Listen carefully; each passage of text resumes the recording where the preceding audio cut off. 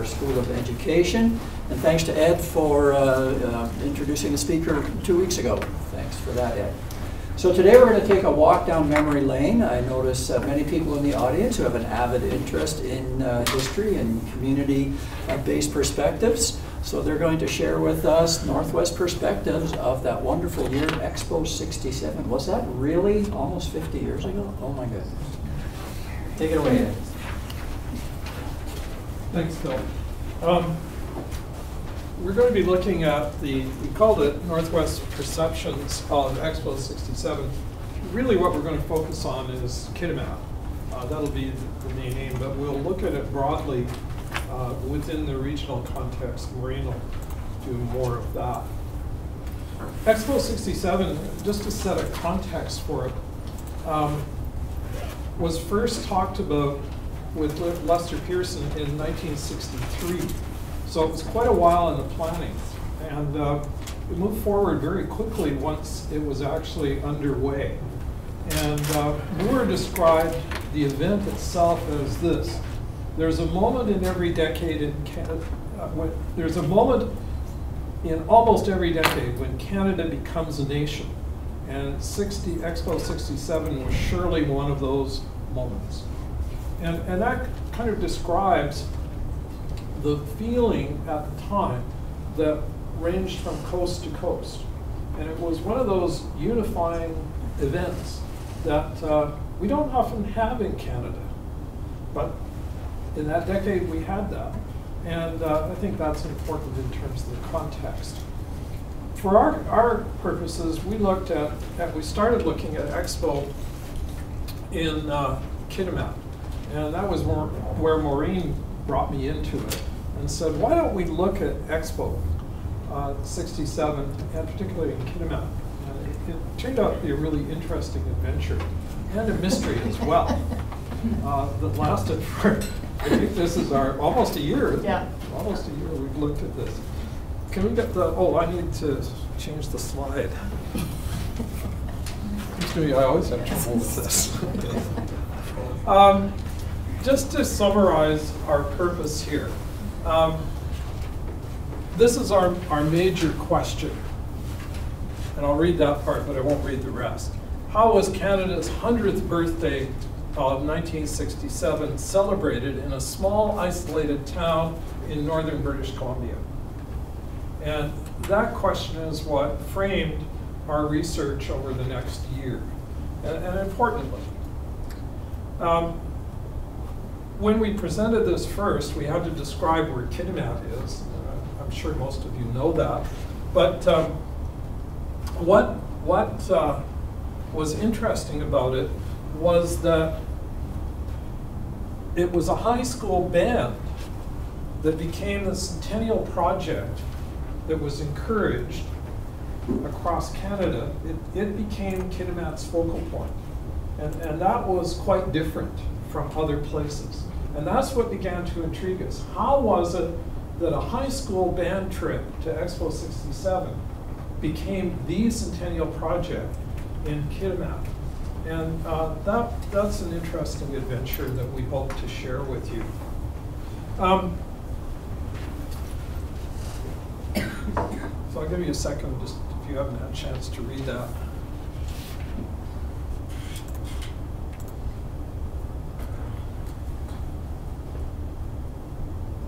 Everybody finished? Okay. So in case you don't know, this is Kitimat.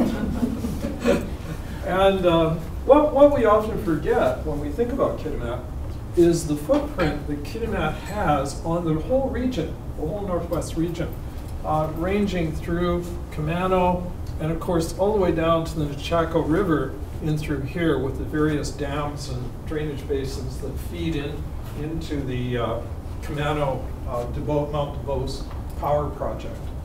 And Kitimat itself here. So Kitimat takes in quite an area. And of course it was an isolated community, as we all know, even in those days. When I first came up here, I came up on one of the small coastal vessels, and the car was actually slung off because there was no ferry boat in here. And the road itself was in 1967, the Highway 16 was still unpaved a lot of the way. And so it really was an isolated community, and that makes it interesting. I just wanted to mention that also, when we went and presented this about a month ago in Ontario, we had to specify where Prince Rupert was in relation, but it was not on the map. But because our research base actually started out in the CBC Prince Rupert archives, we had to signify where Prince Rupert was in relation to Kitimat too. Yeah, because no one knew. Kitimat itself, I discovered, I'd forgotten this. I think at some time I knew it, but it was developed, planned by Clarence Stein. And Stein developed an urban setting, as we're all aware, in the middle of this forest, right? So that was what first hit me when I got off the boat, was this is just like being in a suburb of Vancouver. And then of course, you move a little further out and it disappears very quickly. So this whole area here then, and the focal point on Kitimat, absorbed us. And we looked at an interview with Dennis Tupman, who was the band leader who took the band to Expo in Montreal. We used radio clips, we used newspapers, both the Northern Sentinel, which was publishing at that time, and the Ingot, which was the corporate paper from Alcan. And we used photographs, as you'll see. I think you're up. I think, well, you need to advance the slides. That's my cue. Okay. Okay, so, oh, no. No. There we have, okay, so I will be up though.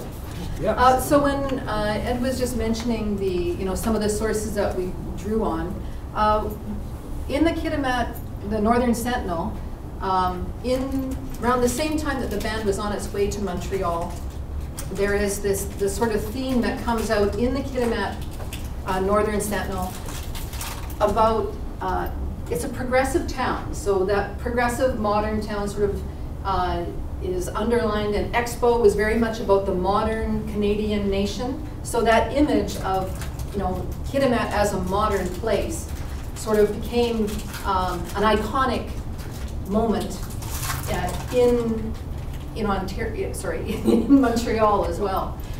But within the town of Kitimat itself, not only do you have Alcan, the corporate entity, and all the workers, but you have the numerous support industries, but you also have locals who are small business people, teachers, service industry.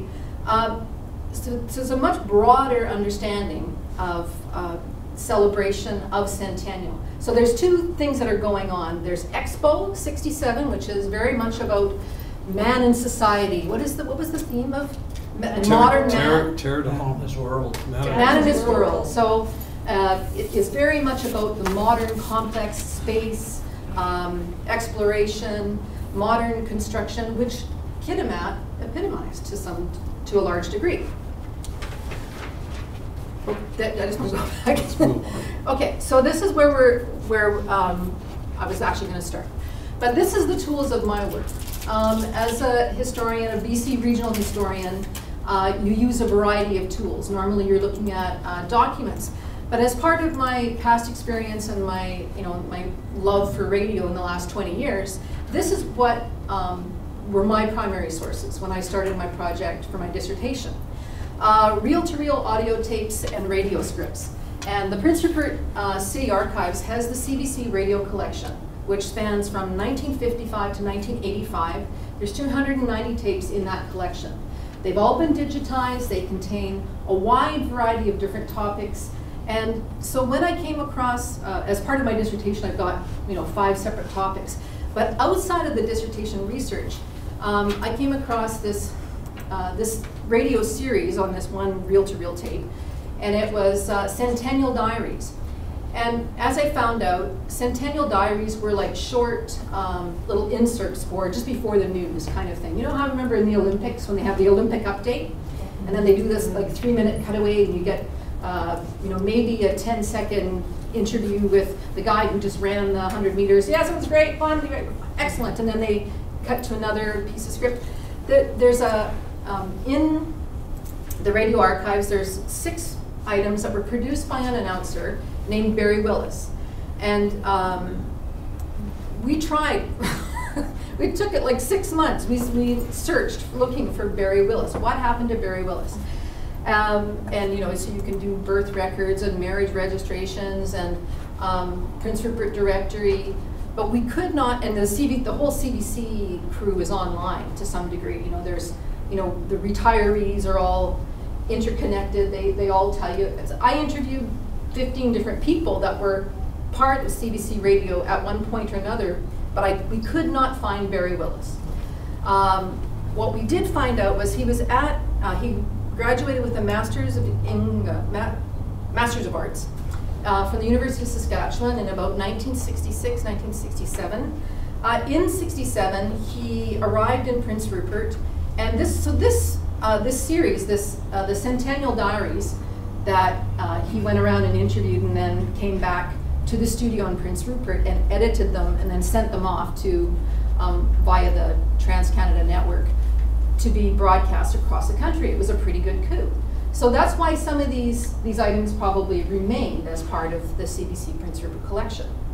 And one of the pieces that I found was the first train that, I don't know how many of you, not only was there Expo'67 celebrating, but there was trains and there was a caravan sort of promoting, you know, Canada's historical past. So you have the railway as that sort of iconic Canadian nation building exercise.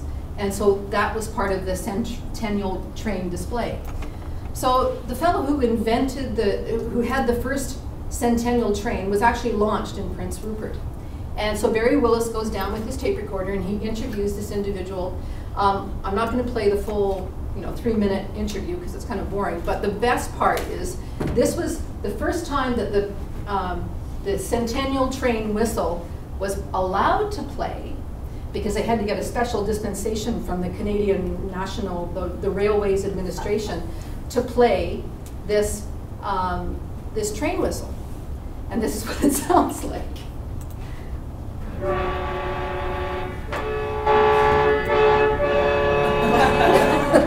Barry Willis reporting to Centennial Diary from Prince Rupert. And in the interview, he says it serves as a reminder of how sound, and Barry Willis as a sound producer is totally understanding how important sound can be to sort of set the stage. So CBC is a nation building activity. It's you have a very nationalistic reporter who goes out and he collects these interviews and these programs. So another piece, and this was the second piece, and this is when I, you know, said to Ed, hey, we should do something about this for this conference. We used this particular piece, which is the Kitimat band, but you got to remember that it went to air once, and audio is a moment in time. So it just gives us that little glimpse, but it doesn't give us the whole context.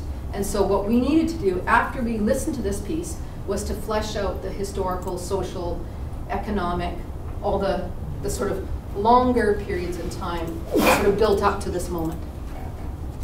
Okay, Alex, would you play it, please?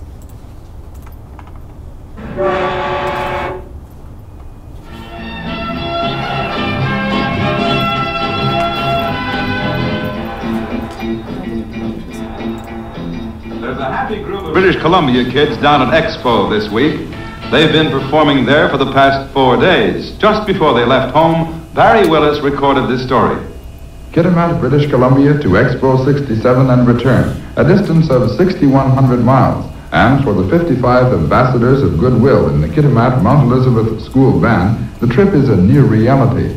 The band was selected last year to perform for the Expo visitors, and since then this entire northern community of 10,000 has been going all out to make a dream into a certainty.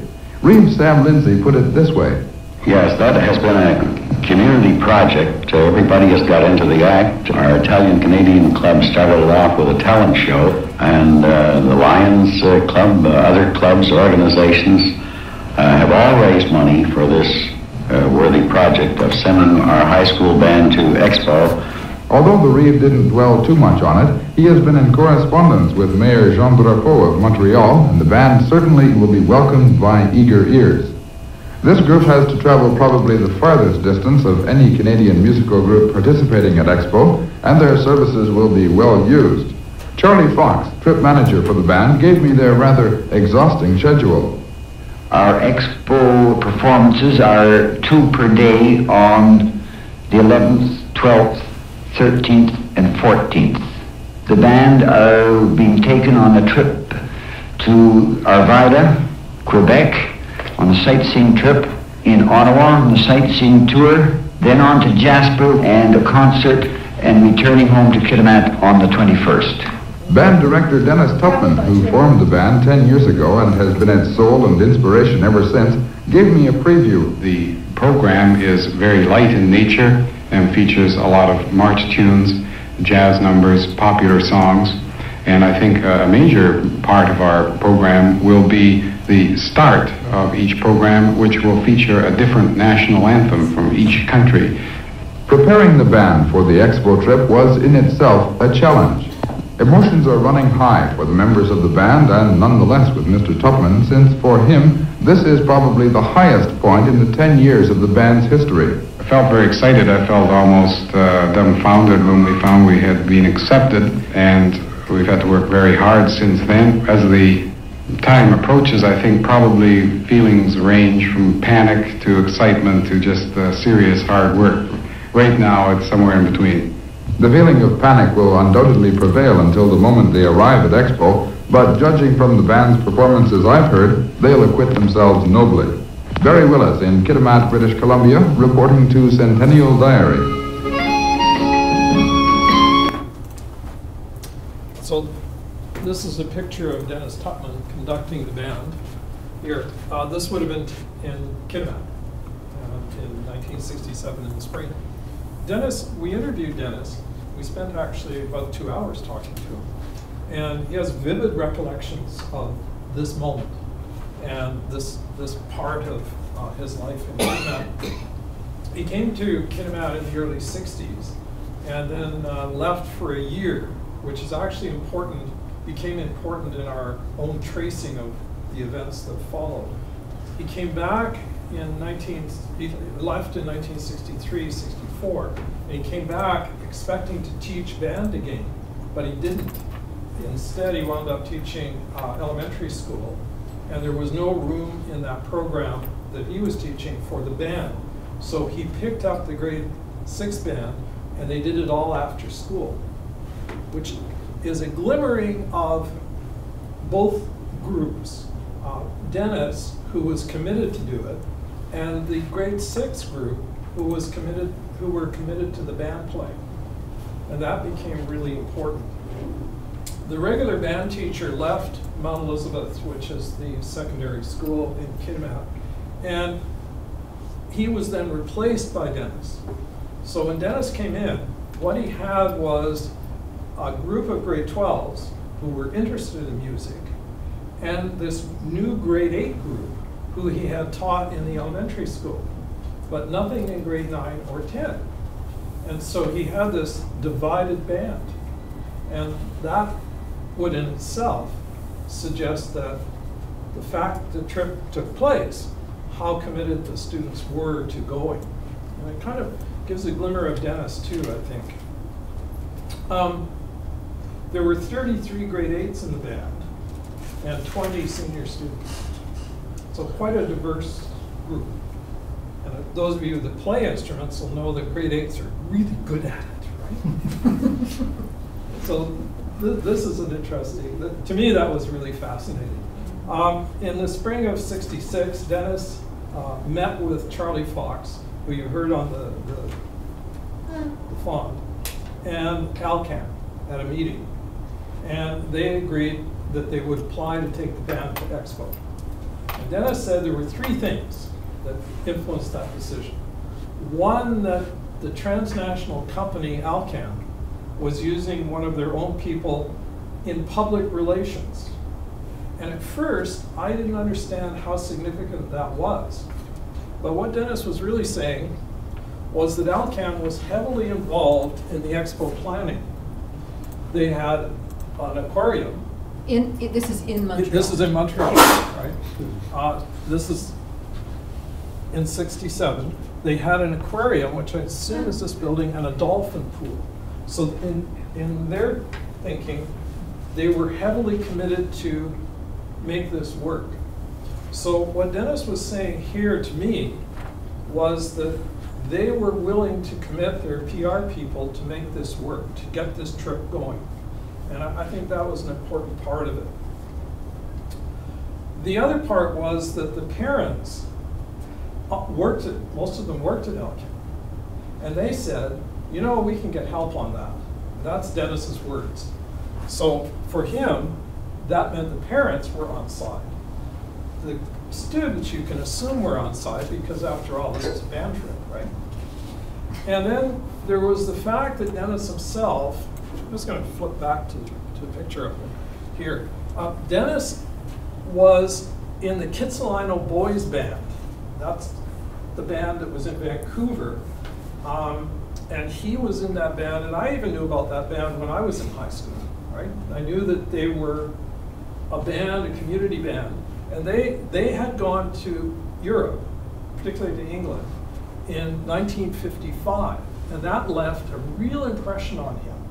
He came out of that feeling that he wanted his students to relive that kind of experience and be influenced by it. So Dennis was really committed to this. That was his life, part of his life, right? When you get to Expo itself, we started to look at it. There were 2,500 musical events at Expo, of which the Kitimat band trip would be one. And over 25,000 people involved, and 4 million tickets given out to attend the various musical events. I mean, this is huge. You consider that 4 million tickets in a country of 20 million at that time is a considerable number, right?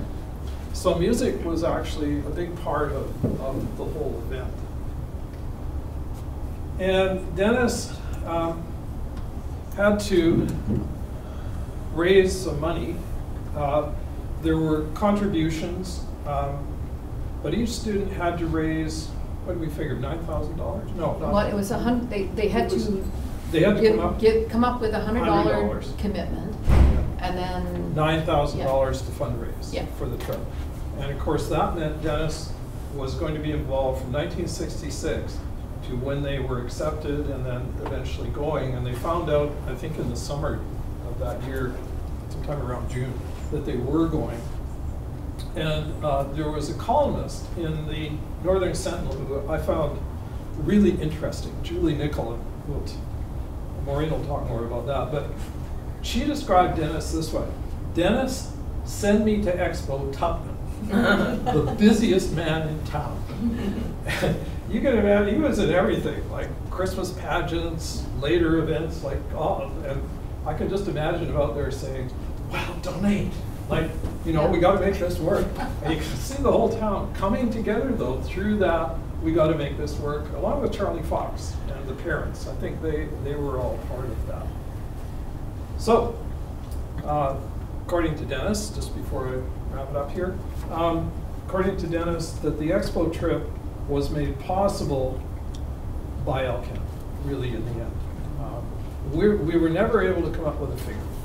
But certainly the parents were committed by the $100, which was a lot of money in those days, and the $9,000 that they had to raise.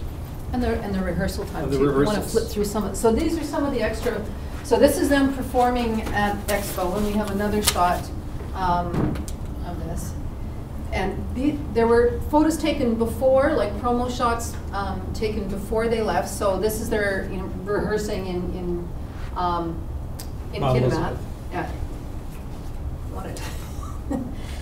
Another thing that Dennis mentioned, which doesn't come up in the interview, but it was sort of like a tacked on last minute itinerary change. And the band was invited to play at the halftime show of the football game. So this is the Montreal Alouettes I can't remember Calgary. who they played. Calgary, okay. And that was kind of unusual because it wasn't like the Expo was, you know, connected to the football, the NFL. So there, but in the paper, when the band was away, there's in the Kitimat, the Sentinel, the Northern Sentinel, there is a telegram where an Alcan official says, my wife and I were at the game and they played, the band was there and they played wonderfully and everybody really enjoyed it. But some of the wonderful sort of side notes that Dennis Tupman mentioned was the issues of, they were never a marching band. These were high school bands. They were, you know, play their instruments. So all of a sudden, in a space of like 2 weeks, not only are they stressed out because they're going to Expo and playing, and they've got all of these tours, they now have to become a marching band. What did he say about the timing? I think the timing is every 5 yards it takes. Yeah, like 5 beats or 5 something beats. like that. So they had to You sort had that of, all worked he out. said that when they were at Expo, they were staying in housing. So like actually, I think it was the Montreal Olympics residences, and so they were out in the field practicing how to, you know, march in between the sets of when they were playing at Expo. At 6 o'clock in the morning. Yeah, 6 o'clock in the with morning. apartments all around. They didn't really appreciate that. The Kitimat High School band needed to do that. So, as a historical source, you know, just to bring this back to, we all love the stories, the personal, the narrative. I mean, Dennis was thrilled that we found this piece of audio and archive tape, and it brought back a lot of memories. But sometimes human memories are, you forget things, time passes, the things that you remember aren't necessarily in the way that exactly happened. So you need to have other sources to sort of level out the memories with the realities. So these are just more band of the shots. More band. So again, more band shots. So then as historians, or doing this research, we needed to look at, we talked to Dennis, that was great. We couldn't find much more on Barry Willis. So we turned to the papers, and we've already, you know, shown you some of the things that we found in the Daily News. Or the Daily News. It's not. Because I think, I know, but I think of the Prince Rupert Daily News. My apologies to the Sentinel. But they're weekly. But this is when we began to see the difference in how the Expo band trip and Centennial were very two different, in the minds of, you know, urban Southern Canadians. It's sort of all one big celebration. But for some people in Kitimat, it was two very distinct events. Modern celebration, you know, Canada, the modern new nation, Expo, and Centennial, the pioneer myth, the John A. Macdonald conservative nation-building sort of ideology, that sort of embedded understanding of the 1950s and 1960s of the settler myth, or the settler, you know, motif. And so, to some degree, that was coming out in the Northern Sentinel, where they were looking for, okay, we need to have a centennial project, something that marks Canada's 100th birthday, the pioneers, you know, how we as a nation came together, settled the West. And then, so that was coming out in the Northern Sentinel, that was being expressed more by the stories in the Northern Sentinel, and the columnists, particularly June Nicol. But also, the other side of that was very much, you didn't hear much about Centennial as the, you know, Centennial Project and the pioneer story in the Ingot. And the Ingot is a corporate paper. Part of the strategy, Alcan as a corporate entity, it has its own publication. It's promoting community mindedness, but the community mindedness is focused around its employees. So you have stories like this in Ingot, which were the fundraising efforts that were going on by the staff. So in this case, it's an entire crew donates 100%. They subscribe or sign up. They each buy a button, and you can't see them there, but on each lapel, the buttons say, "I'm a Band-Aid." And so you're a band fundraiser.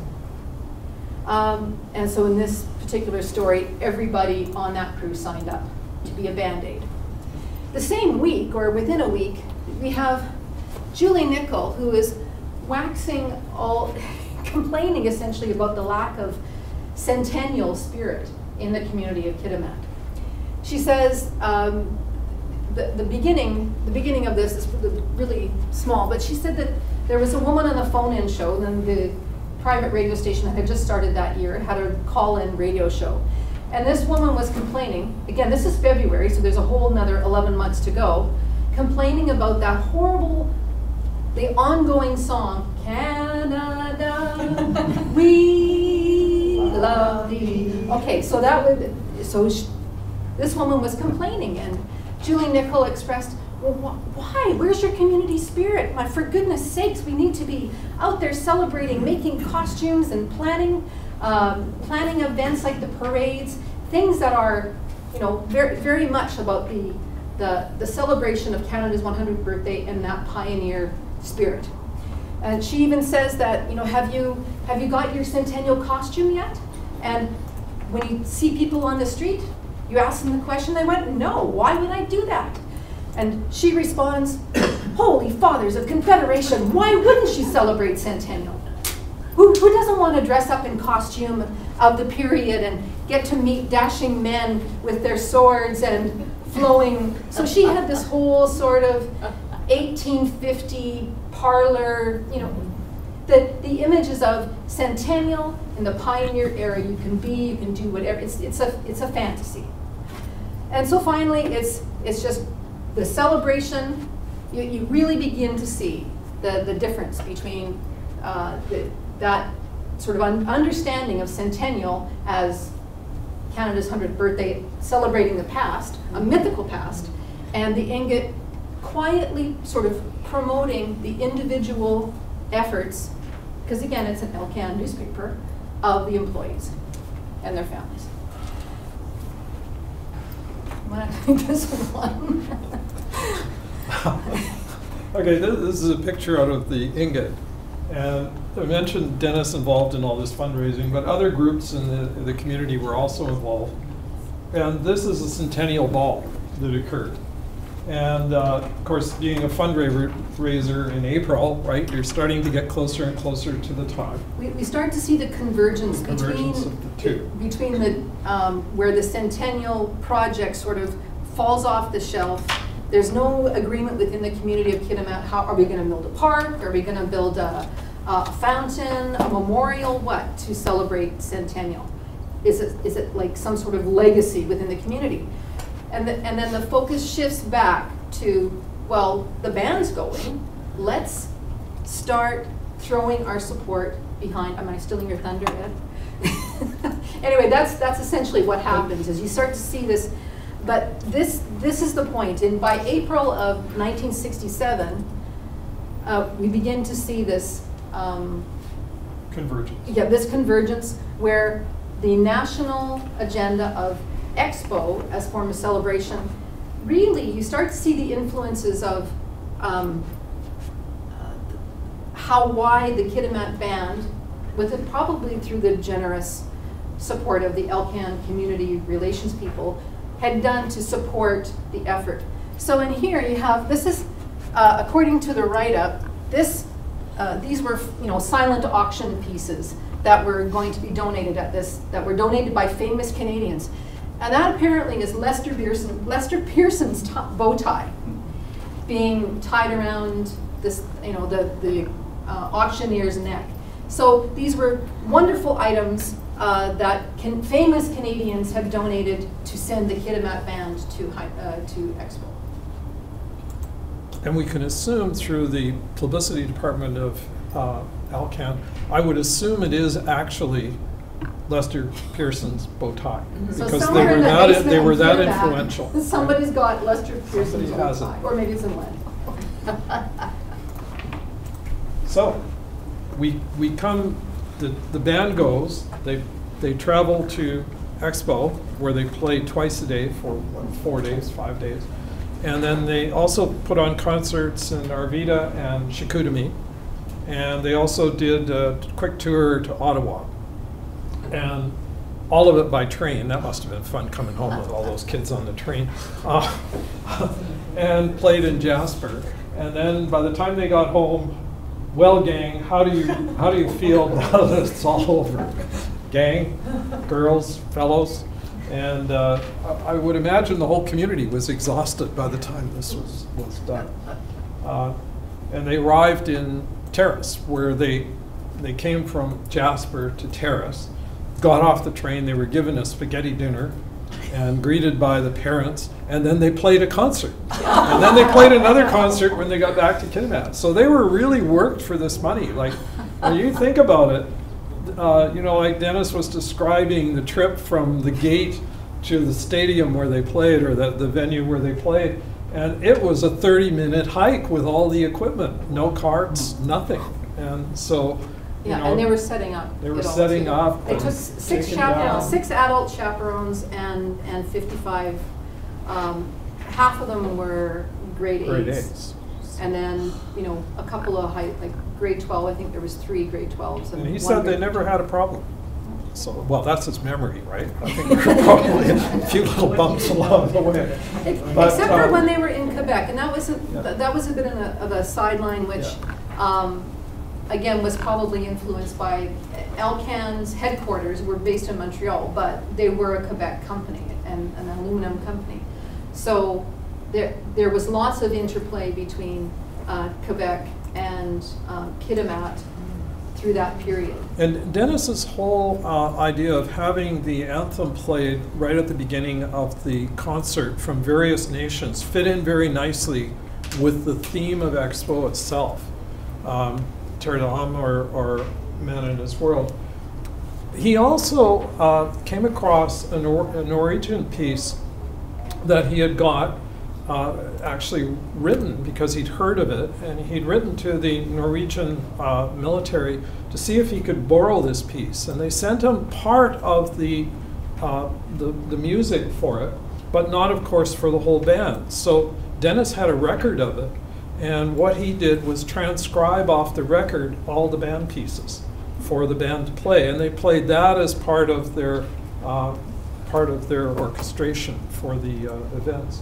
So it really was a lot of work, and it really was, when you looked at it, an appreciation of how the community did come together over this, and that the students pulled it off. You know, that to me, for grade 8s, that's pretty amazing. And one final comment, just that Dennis, so this was the square. Actually, no, it's okay. Okay. Yeah. This is the square that. So again, part of that, the pioneer myth, that sort of the group in Kitimat that were looking for some sort of legacy project. There was a community, There was a community group. No, not Expo. A Centennial community group that were like in pretty much any small town in Canada. In British Columbia, though, we had already had 2 previous expos, provincial expos, sponsored by WAC Bennett. So people also had that frame of reference within northern BC about this is how you celebrate, you grow a beard.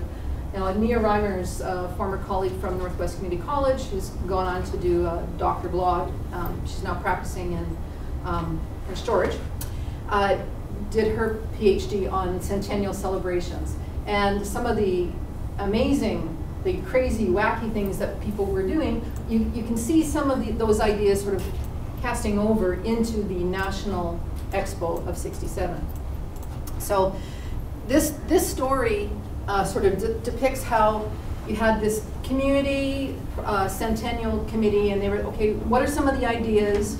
All these different groups and organizations sort of came and said, well, this is what we want to do, and this is what we want to do, but there wasn't really a cohesive sense of what, you know, how it should look, how the legacy of Expo would be in the town of Kitimat itself. This was one design that an architect, a woman architect from Vancouver came up with. And this was the winning design that won over City Council. So this describes how Council voted yes, okay, so finally they have a design, they have an agreed sort of program, but they can't get this particular spot from Alcan. Alcan refused to donate for this particular plot, but they said you could build that anywhere. We'll happily donate it here. But this particular spot was too expensive for them to donate as part of their Centennial. Is that because Alcan, they've situated there next to a Hudson Bay store. Yeah. Is that Alcan property? Yes. Yes, most of Kitimat. It's like the old railway towns where the Alcan can decide on where things go. So truly a company town. Yeah. Okay. Yeah. So that sort of kiboshes the project. And this is what we found out later, like the day before we're going to Ontario, that this is sort of comes back to this sort of backstory to why the high school band goes to Kitimat and how it becomes the project. Really answered a lot of questions for us. And the discussion we've had is, where was this? Is it where the Centennial Museum was built next to the Hudson's Bay on the south side? Wasn't the bay right across from Alcan on the highway there? You can still see the steps. Oh, that's the old building. This is That's the the new original one. trading. This is Yeah, in the this is town the center. Trigo. Yeah, I think Trigos, yeah. Okay. Town center. What intrigues me though, and I forgot my camera when I was down last couple of weeks ago, this design is essentially what you see from the road going into Alcan near the chalet. It's this kind of event here, but we're still trying to figure out, is this the back of the bay or is this the front? So is this the upper level, Right. or is it the lower level? Right, is it like from the DQ Yeah. down? Yeah. Or is it around the back where the museum is? Exactly. Yeah. The But museum- interestingly, it looks yeah. like a plaza where a band would perform. It does. And to be fair, the Kitimat Centennial Museum, which is now the Kitimat Museum and Archives, that after the band got back, the Kitimat Centennial Committee reforms, and then that's when the Centennial project happens. About 2 years later, that's when the museum was actually constructed. But it was sort of like not after the thought, but it was a much more complicated and complex sort of community negotiation all around how do we define ourselves as a multicultural society, as a modern community within the context of Canada, and how do we want to see ourselves. And the interesting part that I was intrigued with was how the newspaper editor was trying to influence this all the way through. Like, Yeah, go back to that. Was that Jean Nicol? Was she the editor? No, there was Pixie Meldon. which one do you want? Well, the Kitimat No Project, the cartoon. Oh, the cartoon. Yeah. Oh, I see. Yeah. This one. Yeah, this one is the most this is part of revealing. It says a lot. And I always thought that was a progressive town. Yeah. Mhm. Yeah. Was the museum built with Centennial funding? Like, was it Yes. After the federal funding? Yeah. So we found it quite interesting, and then to try and sort out the end part, we haven't quite arrived at this that yet. The kids are at Expo or on their way to Expo July 5th. Yeah. Yes, But Oh, this is not a Centennial project. That's an Mhm. Expo project. that's right. Yeah. We need a Centennial Right. project. Yeah. bricks and Yeah. mortar. Yeah, now they're starting to reflect on the decision and how they'll eventually come together. If you go back through the newspaper, there's a whole series of articles and cartoons by Harp Inc., I think his name is Hanke, always pushing the idea of working together and always coming back to that, but never quite succeeding until around August, when the band trip was over and then it Yeah. slowly The coalesced. nice thing about the newspapers in August too, by the time August 17th rolls around, there's a call for Handel's Messiah was going to be performed in Christmas. That's Dennis Tuckman was taking auditions, so he Still he really was the Wasn't busiest man in fitting. town. So are you saying too that Alcan was hugely influential in shaping this whole Yeah. undertaking? Yeah. Yes. But always behind, like not overtly, certainly not Always overtly, just even behind. in the Kitimat Northern Sentinel, it was never overt. Yeah. But it was in the mind's eye of people of how present Alcan was at Expo in '67. Their headquarters are in Montreal. And the Ingot reflected the band trip and the Expo presentations. And more generally, Alcan's PR machine in that era was... Well, it came back to that one statement that I puzzled about that Dennis made. He just kind of tossed it off. The first thing he said, the reasons to go, and this is a quote, "A large transnational company using one of their people to do whatever public relations they were about and what they needed to do." And it wasn't until later it hit me, well, that was the key to understanding the Alcan vision that stood behind it. So Alcan wanted Expo to do well because it was so invested. They were invested. So let's send some other Alcan kids to our... Yeah. Chris. Maureen, where did they play in Expo?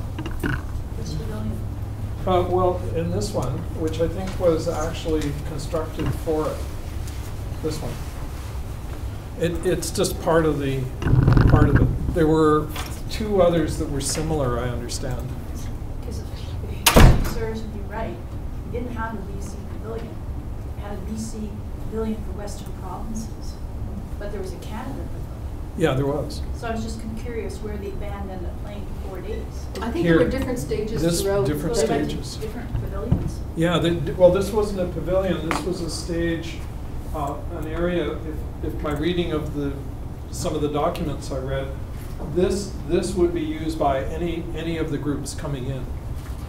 So they weren't specifically they a weren't- BC sponsored thing. Oh, okay. No. So there's like stages at Expo, and then there's the pavilions, like common areas where people can kind of, like a food court. Yeah. Yeah. So these were smaller venues. I think they said they seated about 600. So it was okay. So. But there's kind of a perfect alignment. Alcan and National Corporation, Expo as a celebration of youth and baby boomers, like... Yeah. Youth travel, see the world.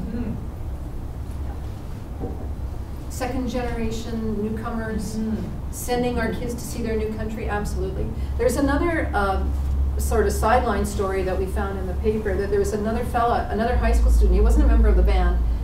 I want to say Tom Riddle. It was. It's Tom Riddle, okay. Because I was thinking of the Harry Potter character. And so he went as part of the Rotary Club. They sent them in May. He went a week, and then he wrote back and wrote an essay, and he won another trip in August. But he lists off, he said, I have, my teachers come from Brazil. He lists off all these sort of international countries that were the draw. But really, when we got a wonderful source through the Kitimat library from Melanie Wilkes at the Wilkie at the college library, where someone for a first-year sociology with Jake Muller in 1979 did a multicultural analysis of Kitimat from 1966.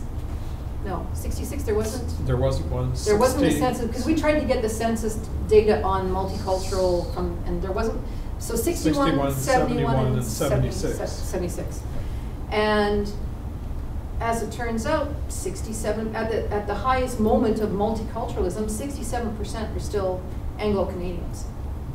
So that multicultural Kitimat is also a creation that comes on in the 90s. In terms of that promotion of, the flags and there were different events. When they said that the Italian Ladies Club started us off with the fundraising, the Italian community was 3% of Kitimat population of 10,000. So it's sort of, it's not, it doesn't have the full sort of, yes, that's multicultural, but that's certainly not, a huge, that means that those 20 people worked a whole lot harder. Yeah, we tried to figure out the role that Heisler Village played, and we only ever found one reference in the paper, so we assume it was minimal. We don't know, but that was another part of it. You said something about trouble in Quebec? I felt cute. Well, that was a little later. You said no, but the language, when the band went, made their way to Kitimat, and this is, maybe you can speak to this better because you transcribed Dennis's interview, but there were some language issues. You know, Dennis had an idea that he was a fluent speaker, or he wanted to, use French when he was there. He had it all written out in a script, and so he would read this off. But when when he got to Arvida, he lost the script, and so somebody in the audience shouted out, "En français, s'il vous plaît," right? And so that became. But Dennis traveled widely, and he traveled afterwards and worked at Expo'67 as the leader of the Vancouver music teachers group. He was a supervisor in the end, but I talked to somebody just last week that said, I know Dennis. So he was widely known. Even at this time, he traveled with the Music Educators He was Association. recognized by UVic about 5 years ago. He receives a doctorate of education, or an honorary doctorate of laws for his continued support. And Denise Tutman continues to be a school teacher here in town, his daughter. Small town. Just one last question. You may have said it, I might have missed it. Did Kitimat apply to go to Expo, or did Expo invite Kitimat? Because it said there we got accepted. Like, it sounds no, they had to apply. There was a call. Right? There was a call for interested bands, I would presume. An open, like not an audition, but they, if you want to have, if you community performer want to come to Expo, then sign your name and we'll see what we can do. Like a call for proposals. Yeah, call for proposals. It wasn't like a telephone call where they were invited. Yeah, because some of the other stuff I have here, this is from Mary Ann, if you were invited, and this is from BC as well, they paid everything. They paid your meals, your hotel.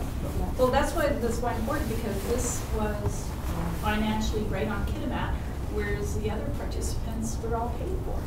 Yeah. But I would think there were other community bands, and we haven't really looked at that. It's too hard to go bore down into each community. But I would assume there were other high school bands invited. No, I think the Harmonettes. The Harmonettes, yeah, that was another one. I wasn't talking about bands, this is the big canoe race. Yeah. They were invited and they were paid. Yeah, I'm sure there were levels, Oh, right across Canada. Yeah. Canoe race to the first one Expo is. Yeah. And I brought that from they heard it other class. Thank you. Yeah, there's a whole recipe on that. Your audio clip reminds me of one which I heard on the radio this morning or yesterday too, from 1961, and Carolina de Rijk says, we sure sounded different back then, didn't we? So I put it to you, why do we sound different? Was it the technical quality of the interviews? Was it the way people felt they had to speak more formally? What's different? Yeah, I mean, well, in part it's the national broadcaster. And at that time, that was still the time of Will Hankinson, who was a station manager and he had a voice coach. He had his own curriculum, and at Canadian Institute of Speech, he ran through the CBC office in Prince Rupert. It's like the sideline business, and you could take courses and learn how to speak. Because it wasn't until about this time period, the idea of structuring, announcing was announcing, and journalism and writing were different. You had to be a good writer, but when you're an announcer, it's a very separate, somebody hands you a script and you perform it. In this case, Barry Willis probably was doing both. But the idea of the voice, I mean, he has a very harmonious, whatever. And that lived on into the 80s. Yes, said Gina, dropping her voice. That there were there was a style guide, ways you pronounce certain words, still a preference for how and checkers, like people who are listening on air, and if you mispronounced a word, you'd get a phone call, or you'd get a letter sent to, or Will Hankinson would, and then he would But I think vocabulary has changed quite a bit too, especially in standardized or formal English. Like to use the word noble now, we wouldn't typically talk about a noble effort. Or laundering soiled clothes. Like, vocabulary has changed. One more fact. Oh, sorry. Go ahead. I have a question for both of you with all this research you did. I'm assuming you know who all the band members were and that went and where they are now? No, we're not.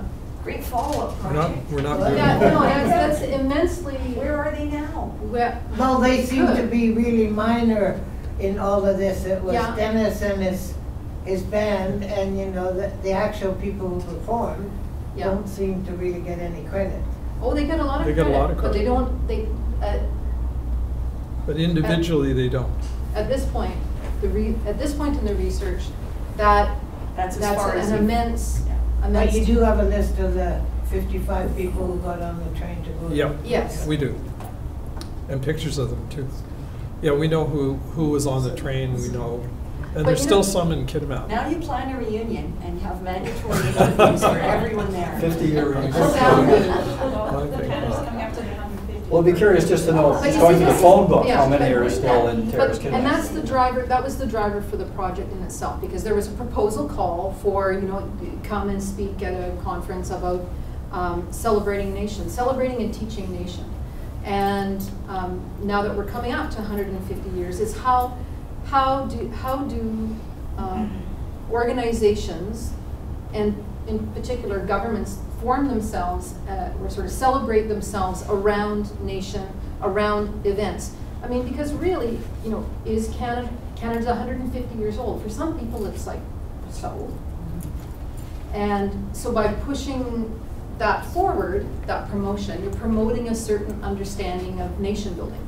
Well, and that's what this exercise was, looking at the nation building, not looking at the band members who went to Kitimat. And as well, to look at the local and the national. It's that historical subtext of that you can actually reveal Expo in some ways through that event, and link it up with the national, and then, as Maureen mentioned, with the international in terms of celebrations. How does that occur in the rest of the world? What goes around comes around, because this year's Ski School Middle Band is going to Ottawa on an exchange, and partly funded because it's 150th anniversary. So same thing. Just a point of interest, when Expo 86 opened up, it was printed, I think it was the Ottawa Citizen, because my mom read it to me. She says, they haven't even paid off Expo 67, and they're running another Expo. No, you think about the finances, and Canada got it because Moscow turned it down, right? Yeah. So Canada landed on our lap. So I don't have the figures, but there might be around somewhere how much it cost the tax dollars. For 67 or for 86? Expo 67 was not paid off by the government at the time our next. It's because you threw in the Olympics. Montreal. That was 76. So they couldn't have lived in the Olympic Village in Montreal. No, you're that right. was 76. See, but I would argue the money is immaterial. Oh yeah, we're in deficit. Our country. It doesn't matter. It's going to affect here in my pension, Ed. Come on. but that's the thinking, right? Like this. That was that. It's about celebration. It's about marking how wonderful we are as a new nation, and that's what this was, as a new, like making that transition. Okay, we're 100 years looking backward, as some of the Kitimat Centennial crowd wanted to do, or looking forward, which is what the Expo push was about. And it really was a watershed in terms of looking forward, because at this point in time, the multicultural nature was about to emerge through this. And that was what Pearson was really pushing. Right. And that became an important milestone for that, and a launching pad. And it didn't occur right away, but it sure as heck did occur in the end. Well, you're right. It is a bit of a precursor, like the whole concept of Canada and the flag debate, right? Yeah, same thing. The old flag, the new flag, the Pearson vision. And his bow tie. So on those notes of nation building and celebrations, please join me in thanking Maureen and Ed for the presentation today. And we have UNBC swag for you as well. Black or gold, no green or gold. Do I get to give this out at my next recruitment session? You can do whatever you want. I do. Lift it forward. So thanks everyone for coming, and if we do have a speaker on December 7th, we'll announce it through the interest list, through the listserv. But otherwise, we'll see you in January.